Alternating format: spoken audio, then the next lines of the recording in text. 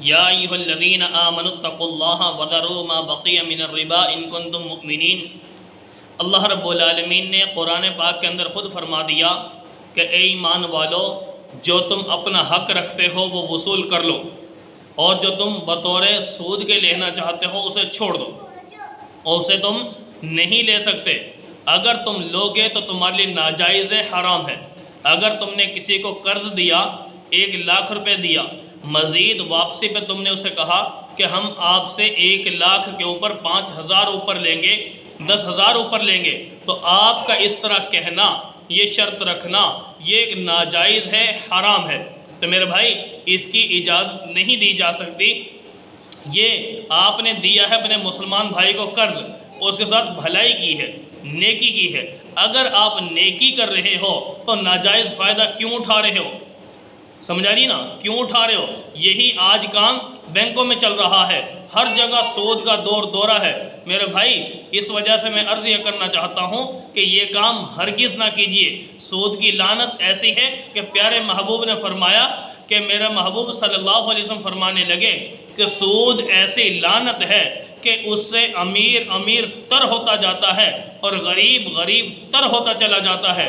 تو اس سے میرے بھائی دوستو ہمیں اس بات کو سمجھنا ہے کہ جو سود دینے والا ہے وہ سود لے کر وصول کرتے کرتے وہ امیر تر ہوتا جائے گا، اور جو سود دے رہا ہے بیچارہ، جس نے اس کو ادا کرنا ہے، وہ بندہ پریشان ہے، غریب ہے، اپنا سود ہی اتارتا رہے گا، باقی قرض چڑھا رہے گا۔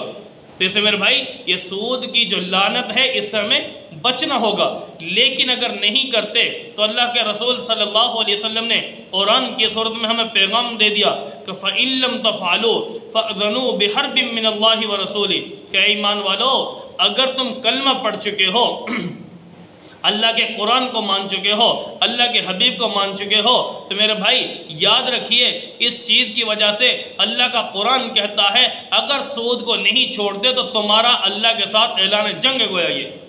اب مجھے بتاؤ، اگر کوئی بندہ اپنے رب کے مقابلے میں جنگ کرنے کھڑا ہو جائے تو ہار کس کی، جیت کس کی؟ اور بھائی سودی گویا اللہ سے اعلان جنگ کر چکا ہے، یا سود کا کھانے والے سے اللہ کا اعلان جنگ ہے، اللہ کے رسول کا اعلان جنگ ہے۔ اگر اس سے باز نہیں آتے تو میرے بھائی یاد رکھیے اتنے بڑے جرم کا ارتکاب کر رہے ہیں۔ اللہ کے نبی صلی اللہ علیہ وسلم خود قرآن پاک کے اندر بلکہ حدیث میں فرمایا کہ لوگوں، جو بندہ سود کھاتا ہے، سنیے، سود جو کھاتا ہے، اگر وہ سود سے باز نہیں آتا، گناہ کر رہا ہے، سود کا ارتکاب کر رہا ہے، تو وہ اتنا بڑے جرم کا ارتکاب کر رہا ہے گویا اگر سود کے گناہ کے 36 حصے کیے جائیں، ایک روایت میں غالباً 70 کے قریب کہ اتنے حصے کیے جائیں، اور اس سود کے گناہ کے اتنے 70 حصوں میں سے ایک حصہ، 69 حصے ایک طرف، ایک حصے کا گناہ اتنا شدید ہے، اتنا بہت بڑا ہے کہ جیسے انسان اپنی ماں کے ساتھ مکالہ کر رہا ہو، ماں کے ساتھ زنا کر رہا ہو۔ اس سے میرے بھائی دوستو اتنا بڑا سنگین جرم ہے یہ سود۔ یہ سود کی لعنت ایسی ہے، جو انسان سود کھا رہا ہے، سود کھا رہا ہے، اس کی بدولت یہ دنیا میں گویا اللہ کے ساتھ جنگ کر رہا ہے، اللہ کے رسول صلی اللہ علیہ وسلم کے ساتھ جنگ کر رہا ہے، اور اسی طرح دنیا میں بھی ذلیل ہوگا، آخرت میں بھی ذلیل ہوگا۔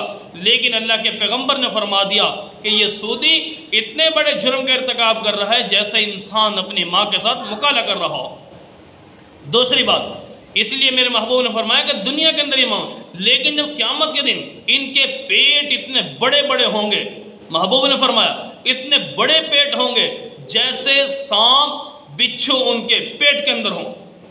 تو میرے بھائیو دوستو اتنی شدید ذلت والی زندگی ہوگی قبر کی اگر ان کاموں سے ہم باز نہ آئے۔ تو میرے بھائیو دوستو گزارش یہ ہے کہ امت مسلمہ اس سود جیسی لعنت سے بچ جائے، اپنی حلال کی کمائی کھائے، حاصل کرے، حرام کے ذرے ذرے سے بچ جائے، ورنہ دنیا میں مال آتا نظر آ رہا ہے، بڑھتا ہوا نظر آ رہا ہے۔ حقیقت میں اللہ کا قرآن بتاتا ہے وَمَا آتَيْتُم مِّن رِّبًا لِّيَرْبُوَ فِي أَمْوَالِ النَّاسِ فَلَا يَرْبُو عِندَ اللَّهِ۔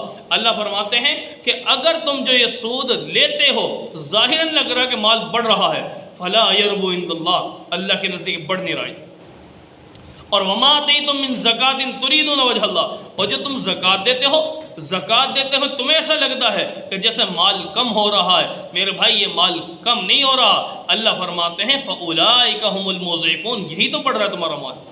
اس لیے زکوٰۃ ادا کرو، سود وصول کرنے سے بچو۔